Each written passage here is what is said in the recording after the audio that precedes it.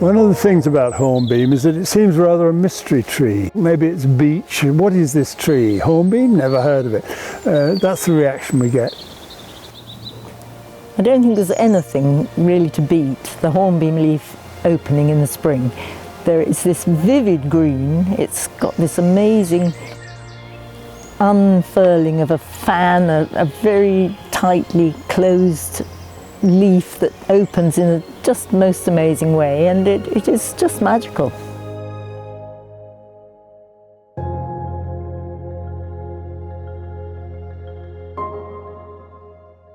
I'm Mark Golding. I'm an artist, and I've lived alongside these woods for over 4 years now. This is my home.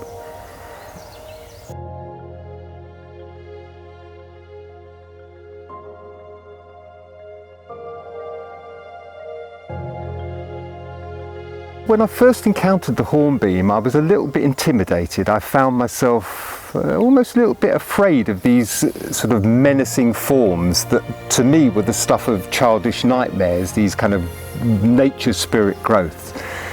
But over time, over the years, I've come to respect and love this tree for its mystery, its age, its density, its power, its musculature, its sinuous growth that continues and weaves its own magic way. Celtic motifs, notably the entrelac, the weaving of threads. So there's a reflection of Celtic art, historically the Book of Kells being the greatest, of this sort of Celtic weavework patterning, illuminated artwork that's reflected, I think, in these trees.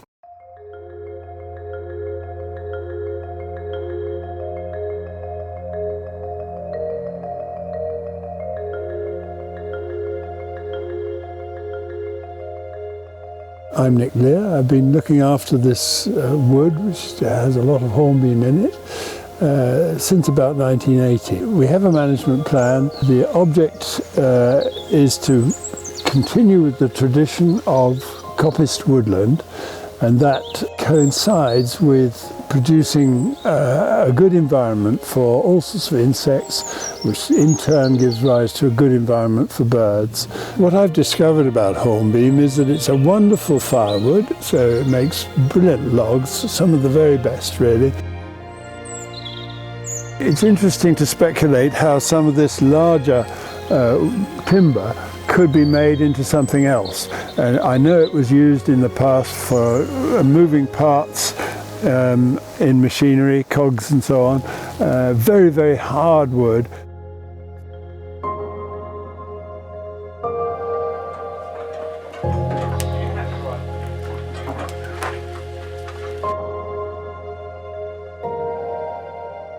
We're very lucky in the wood here that I think the three main types of wood that we use is obviously hornbeam, because we've got a lot of it.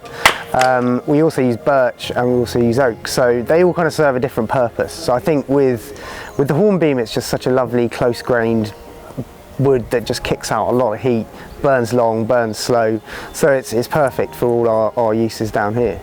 We tend to start off with the birch, so that kind of gets everything moving. Then we'll load it with hornbeam, because that's where we start getting the heat, that's when the kettles go on. But I mean, we tend to use it for different things, so when we kind of have it really flared up, that's when we're going to be doing frying or reducing, things like that. Then when it comes to actually grilling, we then, once it's burnt down into its charcoal state, we'll sweep that across and then we'll grill over those embers. So we'll either grill on them or we'll actually do what's called dirty cooking or clinching, where you actually put your meat or your veg straight on the hot coals, and you just get this really kind of lovely flavour, like intense kind of barbecue flavour coming through.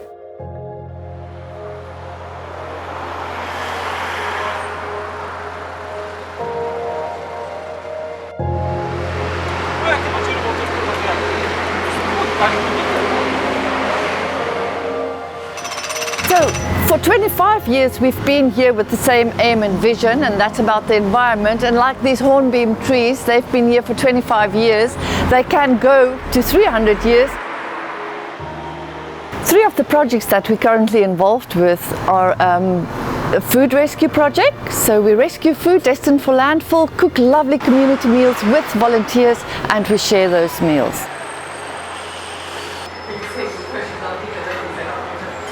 The second project is to have pop-up cafes, making use of the space we have at the Hornbeam to test out their ideas to see if it is really going to work. So it is a startup for them before they venture out on their own.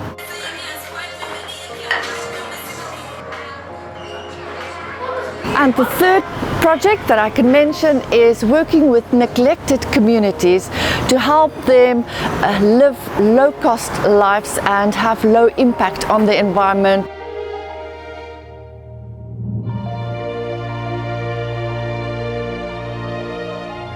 Now I've started to experiment doing the coppicing differently because of the deer problem, which wasn't there before, and I think the same thing could be done with some of the wood itself. We could start to use it for different purposes.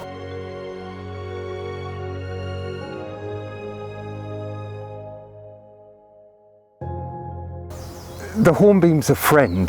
The Hornbeam is one of our friends. It holds the line around these meadows beautifully, and it's done that as a result of being introduced by the Romans, I think, and subsequently the form that our landscape has taken is monitored and held by these trees.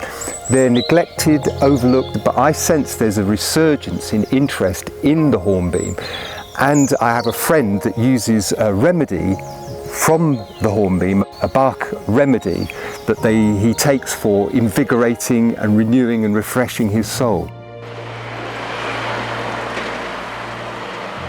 These Hornbeam trees represent friendship, resilience, strength, anchors, beacons, and we trust that will happen for the Hornbeam Centre as well.